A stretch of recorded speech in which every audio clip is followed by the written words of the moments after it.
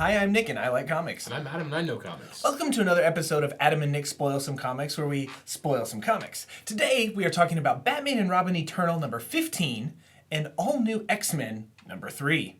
Batman and Robin Eternal number 15, the script is done by Jackson Lansing and Colin Kelly, with the art done by Christian Dumas. The issue starts off with Azrael kind of doing some meditation, floating around kind of thing, and you see Tim Drake walking through the desert and going through some Force field kind of thing, and then as the scene progresses, you see Azrael kind of doing an X-Men Danger Room exercise where he had his flaming sword, and he's fighting holograms of Jason and Tim from their last battle a few issues back. He's holding the blade. That's either really, really awesome or really, really stupid. Is it a real blade or is it a fake blade? Because it's like a fake exercise. Anyway, as he is doing all this stuff, he's getting mentored and talked to, manipulated, I don't exactly know the right word there, by this voice kind of confronting him and reaffirming him also. And in the end, he says, for your day of redemption is at hand. In other words, this voice is saying, okay, you are who you say you are Azrael again. And then Azrael walks out of the door and he says, amen. Then we cut to outside, and there is Tim dragging Jason in front of the secret city of St. Dumas. And they're like, hey, we are going to come inside. And Tim says, hey, whenever you touched me, something happened, and I understand what you want us to be a part of. I understand all this, and so I'm turning myself over to you all, and I'm bringing Jason, my friend, as kind of a sacrifice so that I can be a part of this. And our biggest question that we have is this: where did this come from? Like, how did we even get here? Because the last time we saw these guys, Tim lost his mind, and Jason grabbed him, and they jumped out a window into the ocean. Right, and I know it's been a couple issues, and obviously they were doing something while Dick was doing what he was doing, but we just get no information, and we don't, in the rest of this issue, we don't get anything as to how they came about to know where to look and where to find this place, right, because it's a secret city, and we found out that it has been that way for centuries, right, and they just happen to find it. Anyway, Azrael doesn't really want Tim to be a part of it, but then this voice comes up again, and he says, okay, you can be a part of it. So these priests take Jason and throw him in this pit, and he has this kind of funny interchange. Yeah. He's like, guys, come on. Is this a shakedown? You could have just said so. But if you want the present, don't stop at just the wrapping. You got to go all the way down. Right, and then he falls in this pit, and he's like, I was trained by the greatest escape artist. You think a hole can stop me? And then they close it with a metal top, and he was like, all right, that just got trickier. So Jason is still being funny. So Azrael takes Tim, and he's walking around and showing him this secret city. Mm-hmm. And as he is showing him this secret city, Tim is very amazed. He's like, basically, I didn't know technology like this existed. This is amazing. This is years and years ahead of anything that we have anywhere else in the earth. And while this is going on, you see Jason, and he starts at 856, and he starts counting down. And he ends up spitting this little batarang, like a tiny one, out of his mouth. It's obvious that he's pulled it up, like regurgitating it. Right. Not cool, man. Yeah. So they continue to show him around and looking around, and as he's doing this, Jason continues to count down, and he takes this little batarang and throws it up, and it sticks to the top of the cell that he's being holding in, and then it explodes. So I was gonna stop to think, again, is it really cool or really stupid that Jason had a bomb in his stomach and that he regurgitated it? He horfed it up. I don't know, is that really awesome or really, really stupid? But as he blows this hatch open, he says, the lockpick kid strikes again, which is what he called himself a few issues ago, and Bane made fun of him. But then they go and they meet this guy who is hooked up to, he kind of has a Cerebro-looking helmet with all of these wires attached to them. Hooked into the Matrix. Yeah, he is the Matrix, hooked into the Matrix, and they come to find out that they're actually calling this guy Dumas. He is the Saint Dumas. And what Tim learns, is that he is the one that is controlling all this new technology with just his mind. And he has been around for quite a long time, longer than a normal lifespan. And as they're continuing to talk, Tim's like, I'm ready to turn myself over. I'm ready to be one of your acolytes. I'm ready to be one of your priests. And Dumas basically says, okay, you're going to be my new Azrael.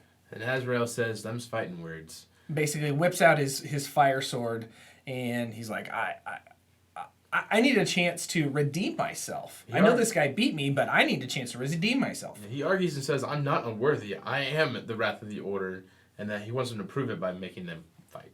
So then we jump back to Prague several years ago, and we have Scarecrow talking to Mother, and he's having this elaborate conversation about Batman and who he is and what's going on with him and how he's like psycho-analyzing him and, trying to figure stuff out. And he says, I read his fear, and you know what I found? A man trying to face his terror at every turn, dedicated to cracking through it with his fist and bone, willing to cloak himself in that nightmare just to spread it to others. A man whose greatest fear was fear. And as Scarecrow, being this scared-o wacky that he is, he actually kind of jumps off the ledge and is hanging around it, kind of being a monkey or an acrobat. I don't know. And his fingernails are disgusting. Yeah, they're gross. But then he says that one thing that I have learned about Batman is what he is now most afraid of is losing Robin or losing Gotham. Right. And he's like, it's time to move forward with the plan. And so the mother says, all right, let's invite our guest of honor, who is Batman, and prepare the child, which I'm assuming is referring to issue number 1 whenever Batman shot those parents to get to that kid. They're still baiting us, too, because we want to know who's this kid. And they're like, it's dragging us along like, oh, little details at a time. Not enough. So we jump to Batman and Robin in the Praguean Batcave, and Robin's like, why have you been lying to me? Like, what is going on? Tell me the truth. And Batman says, it's Dr. Crane. They're going to Egypt, and we're going to go. And Robin's like, oh, I hope the Batwing's all charged up and ready to go. And Batman says, if I'm going to jump into the jaws of hell, I don't want to do it alone. So we jump back to the present at the St. Dumas hidden city where Azrael and Red Robin are fighting. And we also see that Red Hood has broken away. He's being crashed around, and he's got a hold of this fake Cyclops-looking guy by the throat. And he gets the information out of him that Ichthys is this bioprogramming algorithm they use to affect the brain and morph and mold people into what they need them to be. And then the dude melts. Yeah, like we're not sure, did like Jason like cause his head to catch on fire, or did this guy's like visor like was like a cyanide pill that he swallowed. But the entire time while this is going on, while these two guys are fighting, while Jason is trying to get information, they are both simultaneously counting down to 0.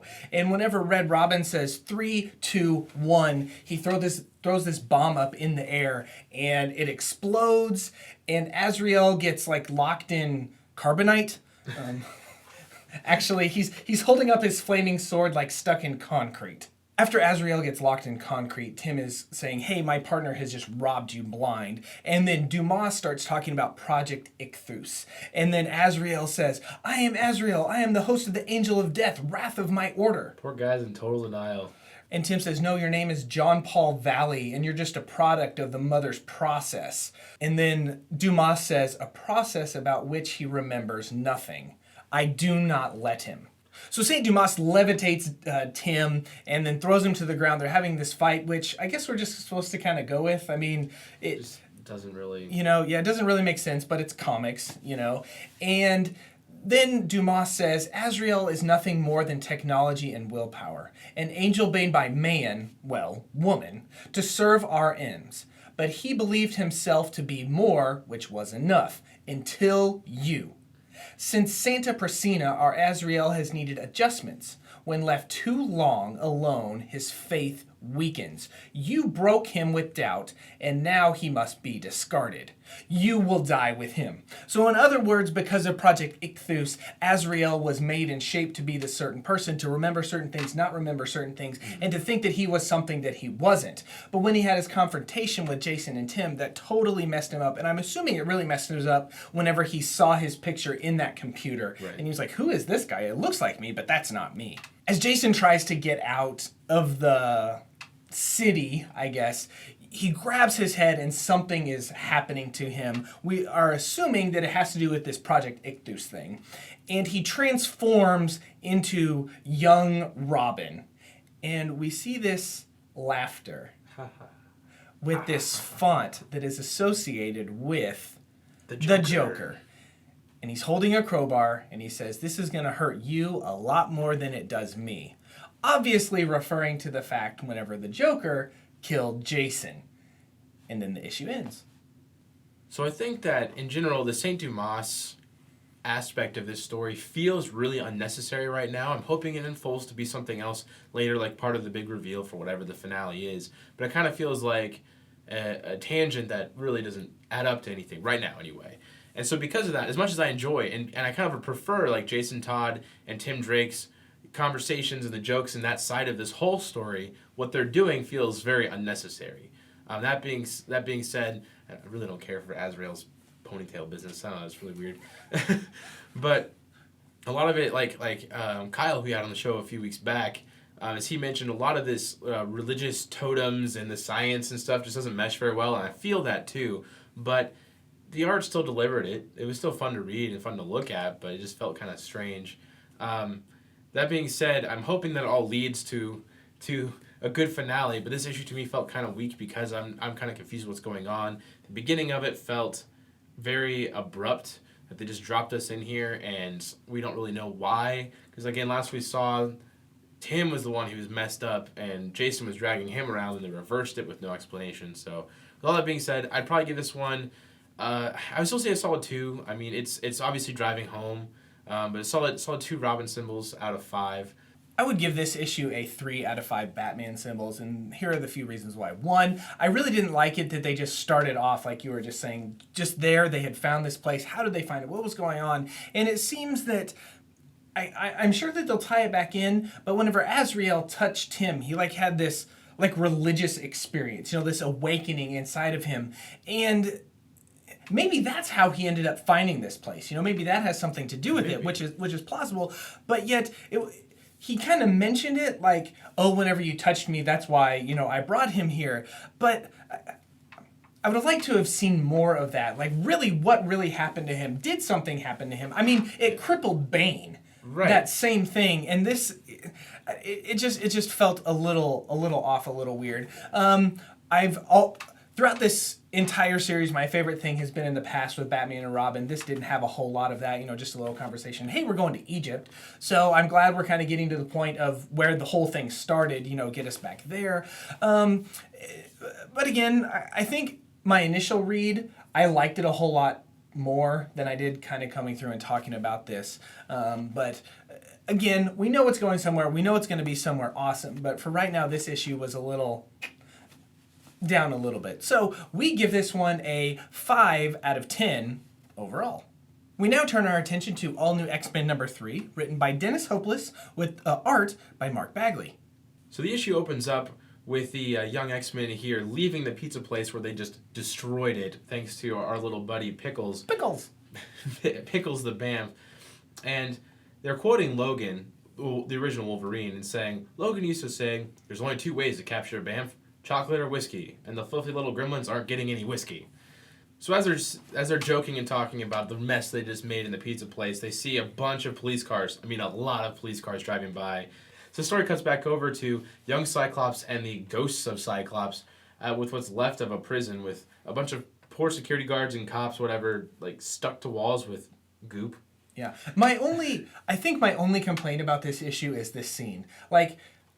I mean, I guess I kind of like it and I don't like it. At the end of issue number 2, we see the ghost of Cyclops crashing into the prison, and then we just leave it there. And then this one, it's kind of filling the gap a little bit, saying, okay, they actually broke in and then tied up all the police officers and all this stuff so they could get away or whatever. So it's a minor thing. So, anyways. So Cyclops is calling them the crap, saying, "Are you people bleeping brain dead? This fan club is stupid." And just part of them are starting to agree, maybe we've overstepped our bounds here. I mean, we shouldn't have attacked cops. That's a big deal. Definitely. And Cyclops keeps pointing out, wearing those masks is a bad idea. Quit standing there smiling. And they start to kind of have this little faux threat, I'm going to stop, you want to see me stop smiling? Thirst suggests we should probably just get out of here before the cops come. He calls them pigs and calls this place a bacon house and keeps referencing the fact that cops are, bad. And Cyclops just goes back to his cell and sits down and says, "Listen, you guys don't want to take this any further. I'm going to stay here where it's safe." They think he's stupid. As they're leaving, boom, Tons of police cars. There's all guns these- are drawn. Helicopters are in the sky. Right, they're like, you guys are in deep doo-doo. They open the door, and then they shut the it. door, and they go back inside. So the young Wolverine here is telling these guys, I can sneak in there quietly. I can take care of business. We can get him out. It'll be fine. But behind, we see Hank is whispering to Pickles about an idea he's got. And he says, hold off on your plan. Let me send Pickles in first, essentially. If we have to, we'll get in there, but let's work this way first. So we cut back, and we see the ghosts of Cyclops are freaking out. They're like, that's a lot of freaking cops, man. I don't get it. We were only here for a few minutes. Like, why do they call these people? And young Cyclops is trying to tell them and trying to hint at the fact that I knew this was going to happen. I tried to warn you. I've experienced this stuff before, just in an earlier time frame than you would know. And they're like, shut up, dude.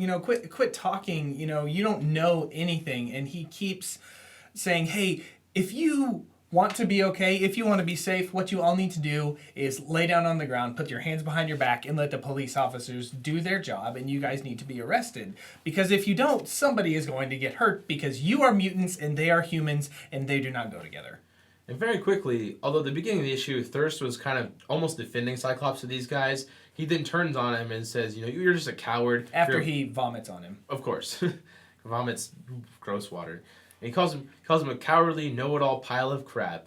And Cyclops is telling them, if you go back out there without, obviously surrendering, they will kill you on live television. They don't care. And Thirst just keeps saying, you know what, nobody cares what you think. So Thirst is telling young Cyclops, you know what, your plan to lay on the floor with your hands behind your back, that's a great plan. You do that. But the rest of us, we're going to go do what a real Cyclops would do. We're going to go out there and fight. Because he would do that every time. Obviously, they don't know what they're talking about here. Exactly. So then we cut back to Cyclops in his cell, and there appears little Pickles holding Cyclops' visor, just like, you want this? In a Snickers bar. Chocolate. So right before the SWAT team is ready to move in, the X-Men come flying over with Iceman, yelling, X-Men coming through, and he puts up a gigantic ice wall to hold them back. And somebody's like, why didn't anybody shoot him? The Ghost of Cyclops realizes there's only one way out of here, and it's straight through all that pork. Again, they're calling the cops pigs. Obviously, they're very rebellious punk rockers here, their attitude. And then the X-Men just rush in and just start laying hands. They're punching people, knocking them out. There's weird black stuff flying everywhere. And one of these dudes, he face plants, and that looks like it hurts. Right. Guys, help! The little Iceman's chasing me. What? Little? I'm perfectly reasonably sized. God, Iceman's so funny in this. Yes. And then there's this big fire that comes out, and Heidi says, well, that's dangerous. And she shoots ice out of her arms. And Bobby's like, whoa, whoa, whoa, whoa, whoa, whoa, whoa, whoa, whoa. You do ice? She's like, I mean, sort of. He's like, sort of. He's like, and Heidi says, well, I do hot and cold. You do fire and ice? Oh my God, it's over. I'm not even the teenage ice guy anymore. As he's like freezing Thirst's liquid vomit that's coming out of his mouth. Anyway, it's just a funny interchange between Iceman and Heidi. I really enjoyed that. So we see amidst all the fighting and Wolverine smiling, there's a little side conversation happening here. It's like, so you guys are going to win this, right? And you can see that Kid Apocalypse is talking with one of the ghosts of Cyclops, just standing by, and she's like, I think it's dumb, and I really don't feel like getting my butt kicked by a tiny Apocalypse. And she's like, no offense. He said, none taken, as they're just grinning while Beast is wrecking one of these dudes. Pillar.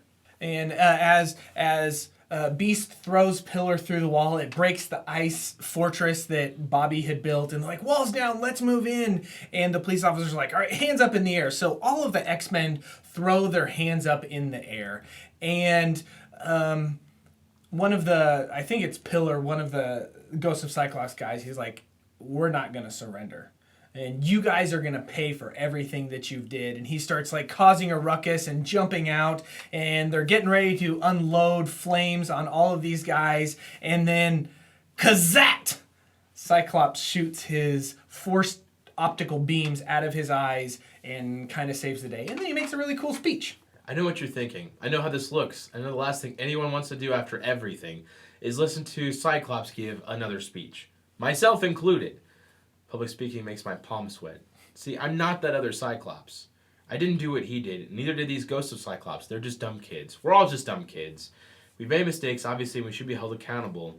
But making a mistake while being mutant shouldn't be something that gets a bullet. It's basically what he's saying here. It's not fair. Give them all another chance. And he's actually, you can tell he's being recorded and putting on the internet.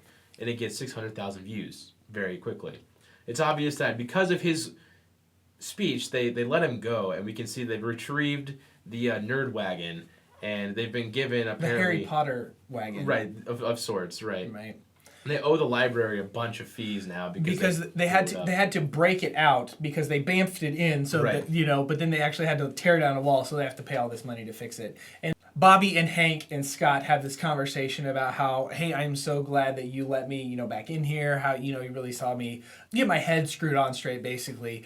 And Bobby says, that was all Hank's doing. The rest of us would have left you for dead.